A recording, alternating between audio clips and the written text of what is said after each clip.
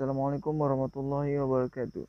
Halo semua, perkenalkan nama saya Wandi Effendi, mahasiswa Universitas Islam Negeri Sumatera Utara di Fakultas Ekonomi dan Bisnis Islam, jurusan Akuntansi Syariah.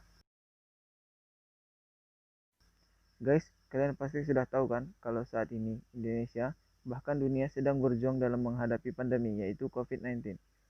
Di saat pandemi seperti ini, maka semua orang, baik itu individu, kelompok, ataupun yang lainnya, sedang berusaha untuk tetap bertahan di situasi seperti ini.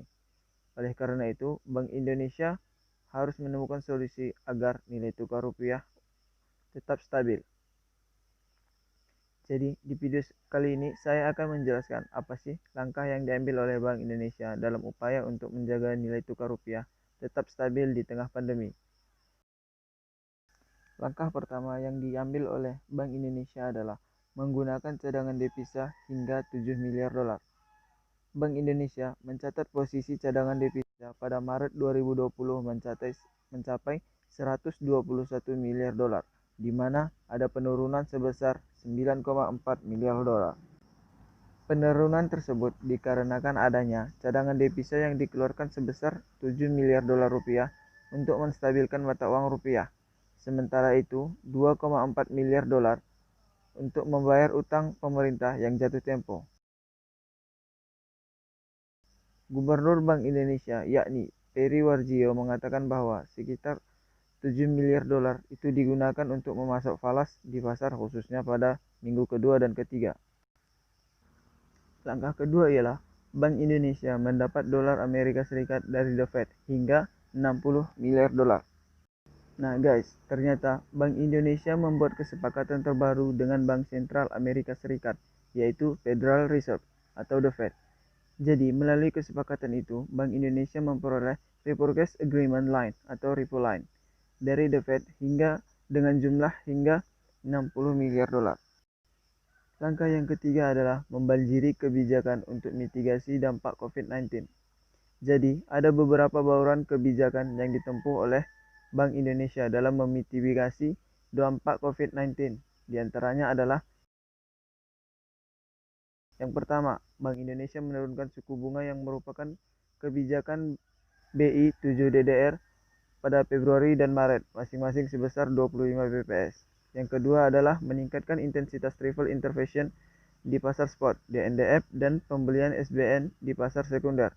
Dan yang terakhir adalah menurunkan giro wajib minimum atau GWM falas bank umum konvensional dari semula 8% menjadi 4%. Langkah keempat yang ditempuh oleh BI ialah siap membeli surat utang pemerintah senilai 4,3 miliar dolar. Selain menetapkan beberapa kebijakan, Bank Indonesia juga akan melakukan intervensi pasar dengan surat utang berdenominasi dolar Amerika Serikat sebesar 4,3 miliar dolar. Penerbitan global ini dilakukan dalam 3 bentuk surat berharga global, yaitu surat berharga negara SBN, seri RI 1030, RI 1050, dan RI 0470. Dan langkah kelima yang dilakukan oleh BI dalam upaya menjaga stabilitas nilai tukar rupiah adalah menyinergikan kebijakan moneter dan fiskal. Sinergi kebijakan moneter dan fiskal telah ditempuh dalam memitigasi dampak COVID-19 dan mengurangi kepanikan pasar keuangan global. Dari sisi kebijakan moneter, bahwa Bank Sentral Dunia menurunkan suku bunga, melakukan injeksi likuiditas dan langkah untuk mengurangi beban kepada sektor ekonomi dan keuangan.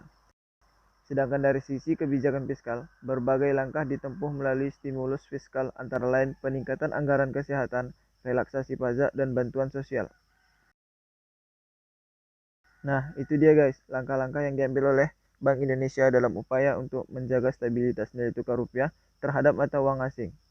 Sekian video saya kali ini, semoga bermanfaat untuk kita semua dan semoga pandemi ini segera berakhir supaya kita dapat beraktivitas kembali seperti sedia kala. Terima kasih dan sampai jumpa.